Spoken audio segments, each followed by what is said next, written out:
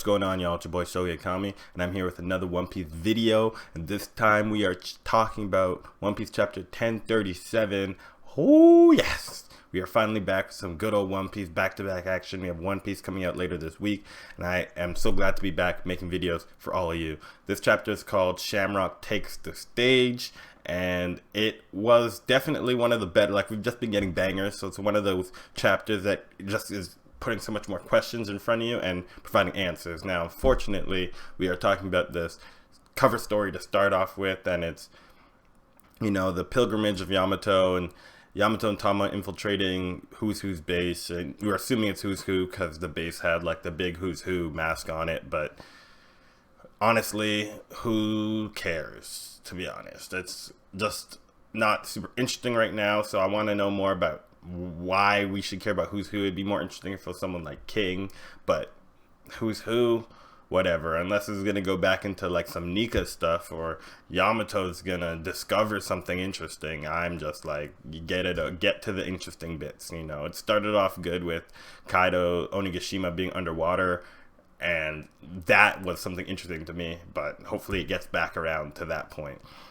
So starting off with like just the beginning of the chapter, we see the castle, and we see like this pulled back view of the interior of the castle, and we just comparing it to Roto, it's just literally ginormous, and that is so interesting to me. Like, who is this castle made for? Like, is it something that was built originally for ancient giants, because we know that they were way bigger, or like what's going on? Is it something like Oars people used to like live in this castle? And going forward, I'm looking forward to seeing the mystery of Loki and King Harold play out, like kind of what really happened. And we are informed that Lord Jarul, the, you know, Beard Hill, I think his name was the only guy to like be standing at the end of this fight outside of, you know, Loki, who lived. But, you know, so only Lord Jarul survived. So right now it looks like he's like the prime suspect in what happened in this twist on this whole situation. If he's actually the culprit, then that would mean that Shanks apprehended Loki based on, you know, some false pretenses. So Shanks technically locked up an innocent man. So Shanks is kind of still not really looking too hot, kind of on some rat behavior, if you ask me. But, you know, Shanks has been proven innocent amongst all things. Now, based on the skull, it is 100% confirmed that Onigashima was based on like a pure-blooded ancient giant, and the question now becomes, how did Kaido get a hold of it? And that's kind of why I wanted to see that story turn back towards Onigashima with the cover story, and so it can kind of tie into maybe Yamato finding out something about ancient giants. And yeah, and I'll go into that a little bit more later. But King Harold used to have horns. You know, this is kind of, to me, a clear-cut resemblance to Kaido. It implies that Kaido and Yamato have ancient blood that could be what the Oni blood that Kaido was referring to comes from, and that's how they get their horns and, you know, probably their power. You know, that bloodline trait power, you know, typical shonen stuff. Now, King Harold removing his horns is interesting because it implies that he was originally a battle-crazy king, and something turned his head on what that means, and I wonder what happened to him to get him to that point. Now, I feel like that is a big question that's going to be brought up later in these chapters.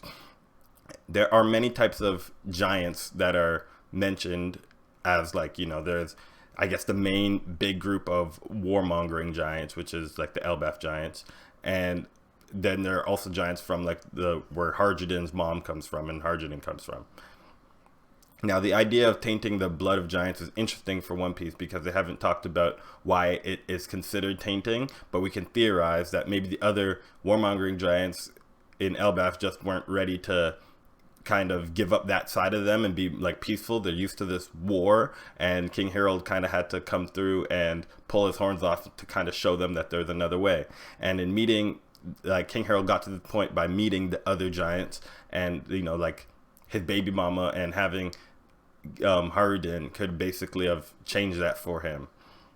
And like my theory right now is that Jarul didn't like that, and that's how Jarul ended up turning on the king at the end of that fight with Loki, or however that went.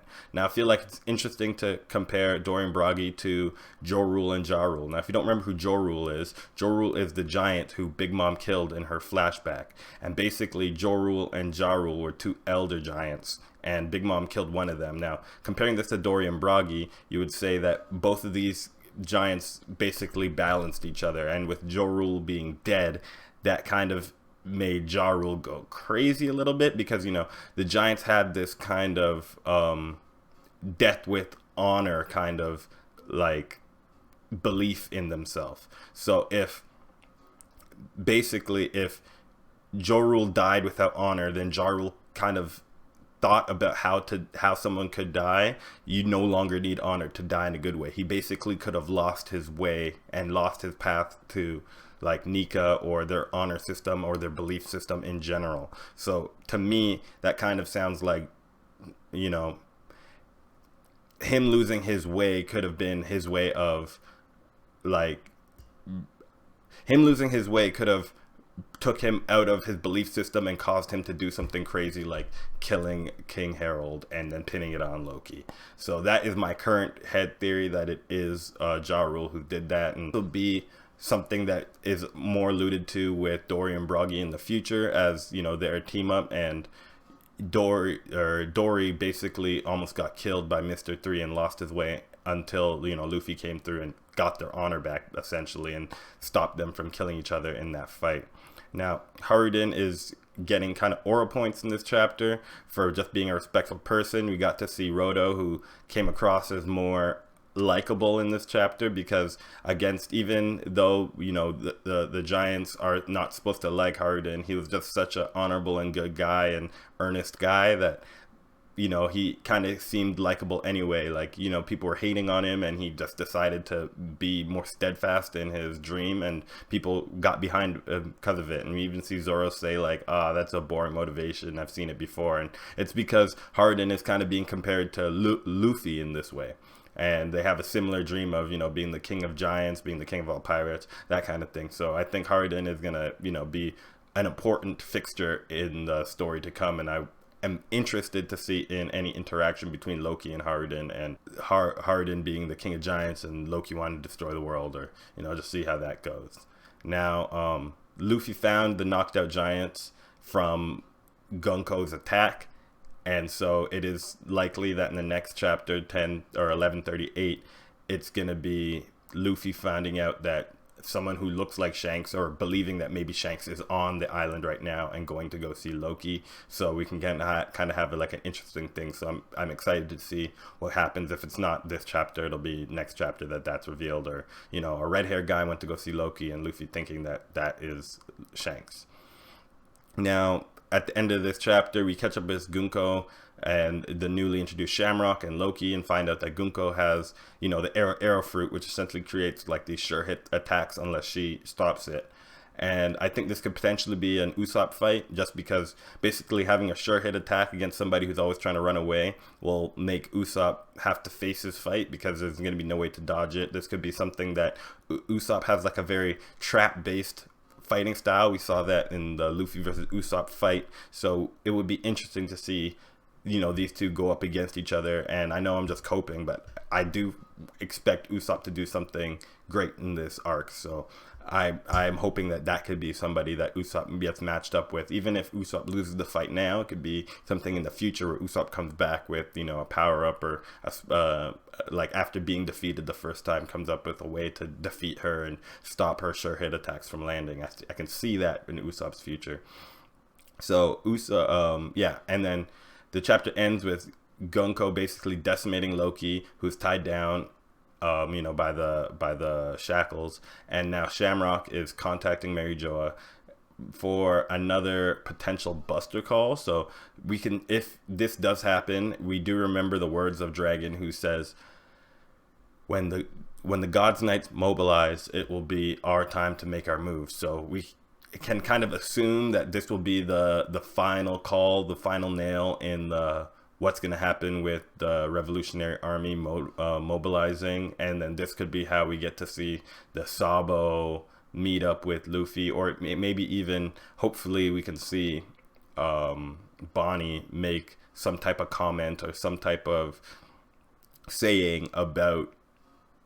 We can see Bonnie make some type of comment or saying about what happened with Sabo in Mary Joa at the Reverie, and tell Luffy about what she saw and get all that stuff connected. So hopefully before the Revolutionary Army mobilizes, we can see Luffy just get updated a little bit, and then because if Sabo already shows up, then Bonnie's information is kind of useless. So I don't expect Sabo to show up right immediately, but eventually Luffy will get updated, and then you know, it'll be like a grander conversation. But hopefully now we'll see the Revolutionary Army mobilize, and we do remember from a past chapter that the Blackbeard pirates were keeping watch on the Revolutionary Army, so that could stop them from mobilizing or hold them up a little bit. So we will just have to wait and see, and it would be interesting to know if the Revolutionary Army knows where, like, they could just show up looking for Kuma, because some of the repairs they could have put like some type of chip in him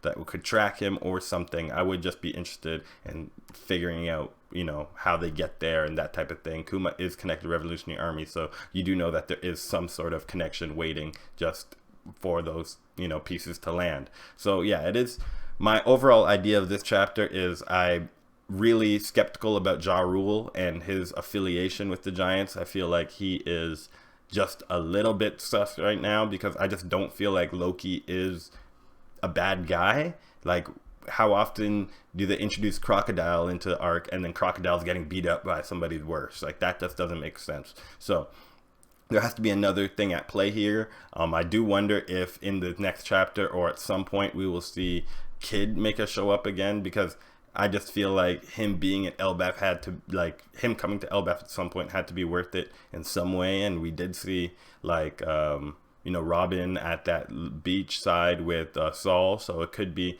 an interesting point to see if Saul makes a return, and if Kid is seen with Saul, who is kind of assumed to be the man with the burn scar right now, even though, like, he has not shown us or implied anything about another poneglyph. So it is still up in the air about all the situation, but I do hope that we do see something with Kid, and we do get something updated about not just the man with the burn scar, but just the poneglyph in general. You know, like, tell us what is going on with that new poneglyph and where we're supposed to go to find it, if it is in Elbaf or if it's elsewhere, because right now it doesn't really look like it's in Elbaf. So yeah, anyways, let me know what you thought about this chapter. I thought it was a great chapter. I'm looking forward to it. It seems like we are approaching the more action, like, it's getting a little action packed now, so I expect Luffy to be throwing some hands in the next few chapters. We are like, what, like maybe 11-12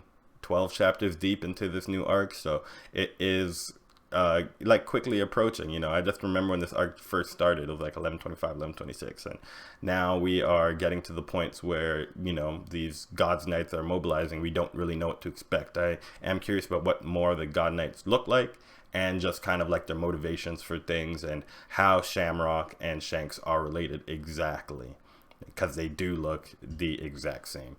Shamrock has pretty great aura so far, so points to him for that. So yeah, let me know what you think in the comment section, and please like and subscribe to the video if you enjoyed the watch. Thank you. We out.